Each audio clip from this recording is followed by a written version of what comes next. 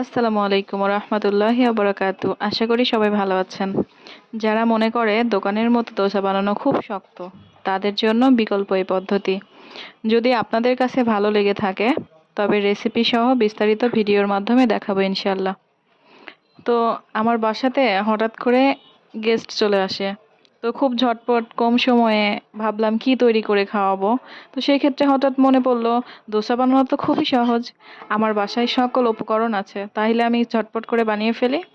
তো এই জন্য আমি চলে আসলাম ওই ধোসা বানাইতে। দেখেন কি সুন্দর পারফেক্ট হচ্ছে। তো আমি চেষ্টা করেছি আপনাদের মাঝে একটু তুলে ধরার, যদিও মনে হচ্ছিল যে আপনাদের জন্য এটা অত স্পেশাল না, তবে আমার জন্য স্পেশাল ছিল। তো এই যে দেখতে পাচ্ছেন দোসা বানাগুলো হয়ে গেছে।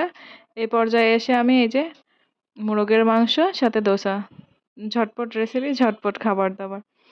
তো সবাই ভালো থাকবেন, সুস্থ থাকবেন, ডক্টর নীল লাইফস্টাইলের পাশে থাকবেন। ধন্যবাদ সবাইকে।